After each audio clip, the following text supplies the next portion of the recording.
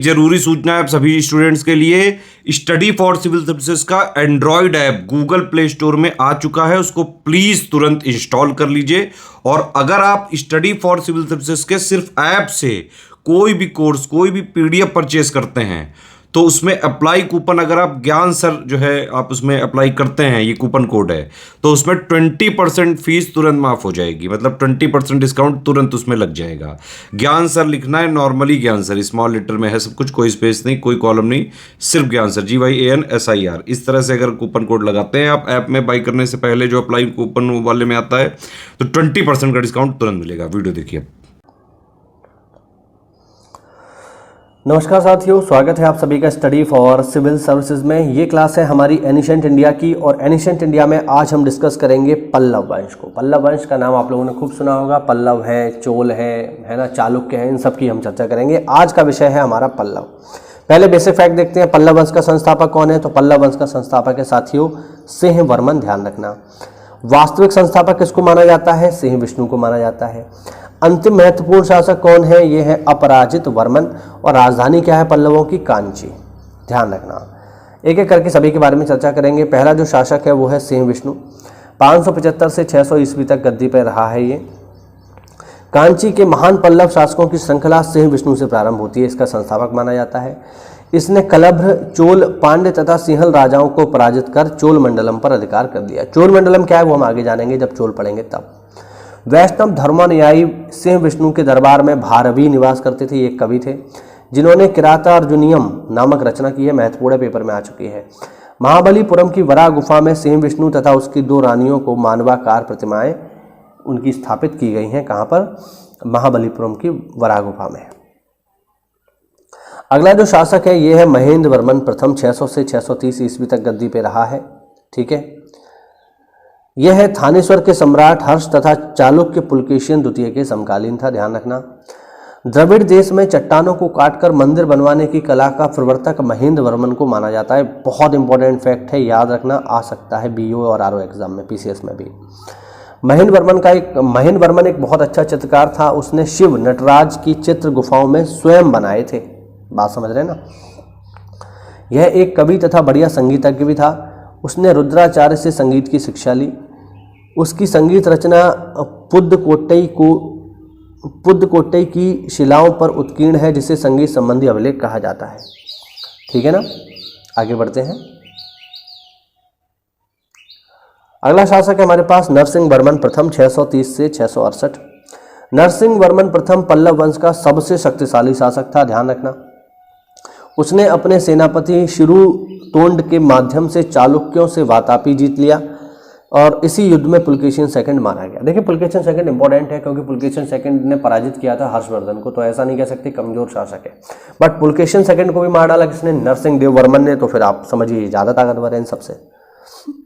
नरसिंह वर्मन की इस विजय के उपलक्ष्य में वातापी में मल्लिकार्जुन मंदिर में अपना विजय स्तंभ अभिलेख स्थापित करवाया। इस युद्ध में नरसिंह वर्मन की मदद लंका अपदस्थ शासक मानव वर्मा ने की थी।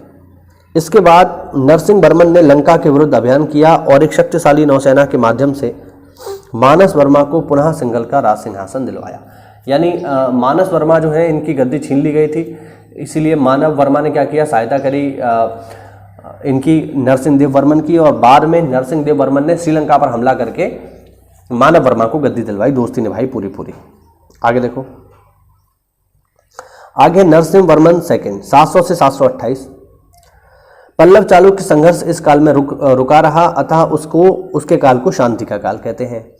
नरसिंह वर्मन सेकंड ने एक दूत चीन में भेजा तथा चीनी बौद्ध यात्रियों के लिए नागापट्टम में एक विहार बनवाया, जिसे चीनी मंदिर या चीनी पैगोड़ा कहते हैं। यह स्वयं को परमेश्वर शिव का पूर्ण अवतार कहता था।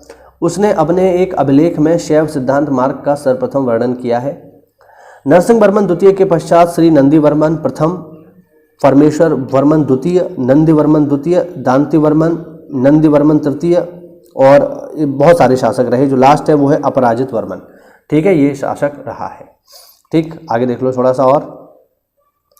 परमेश्वर वर्मन द्वितीय सिंह विष्णु परंपरा का अंतिम शासक था। उसके विषय में कहा गया है कि उसने बृहस्पति द्वारा बनाए गए सिद्धांतों का अनुसरण कर संसार की रक्षा की।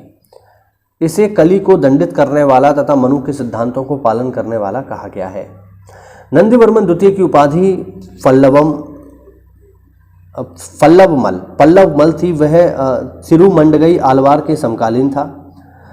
प्रज्ञा ने नंदीवर्मन द्वितीय को प्रत्यक्ष रूप से अपना शासक निर्वाचित किया, यानी प्रज्ञा नहीं है, ये प्रजा है। ठीक है, और लास्ट पॉइंट देख लो इसमें, दांतीवर्मन राष्ट्रकूट नरेश दांती दुर्ग की कन्या रेवा की संतान था। अभिलेखों में दांती वर्मा को पल्लव कुलभूषण तथा विष्णु अवतार कहा गया है। दांतीवर्मन के काल में राष्ट्रकूट शासक गोविंद III ने कांची पर हमला किया। तो ये आज हमारा छोटा सा टॉपिक था जो हमने कवर किया, और इसी प्रकार से समाप्त होता है हमारा पल्लव वंश। ये हुई आज की छोटी सी क्लास। अगर आपको इसमें कोई इंपॉर्टेंट फैक्ट लगा हो तो वीडियो को लाइक करिए, चैनल को सब्सक्राइब करिए। मिलते हैं अगली क्लास में, तब तक के लिए जय हिंद, जय भारत, वंदे मातरम। एसएससी से नई वैकेंसी आ चुकी है जूनियर असिस्टेंट की, आप लोगों को पता चल गया होगा। तो अगर आप इसकी देखिए तैयारी करना चाहते हैं तो स्टडी फॉर सिविल सर्विसेज लेके आया है मात्र आपके लिए 799 रुपये में, यानी 800 रुपये में आपको जो है पूरा का पूरा कोर्स दे दिया जाएगा। ठीक है, जूनियर असिस्टेंट का। इस कोर्स की क्या क्या खास बात होगी मैं आपको बताता हूँ। इसमें सारे के सारे आपको रिकॉर्डेड लेक्चर मिलेंगे। ठीक है, इसके अलावा जो भी लेक्चर आपको रिकॉर्डेड मोड में दिए जाएंगे, लाइव क्लास के माध्यम से दिए जाएंगे, उनकी PDF भी आपको मिलेगी। ठीक है, तो मात्र 799 रुपये में आपको रिकॉर्डेड क्लासेस, लाइव क्लासेस, इसके अलावा लाइव क्लास की PDF आपको दी जाएगी। और इसी 799 रुपये में ही आपको जो है 20 टेस्ट सीरीज भी दे दी जाएंगी। टेस्ट सीरीज मतलब आपकी जो है 100 क्वेश्चन की 20 टेस्ट सीरीज दे दी जाएंगी। 4 इसमें जो है सब्जेक्ट आते हैं, आप लोगों को पता होगा।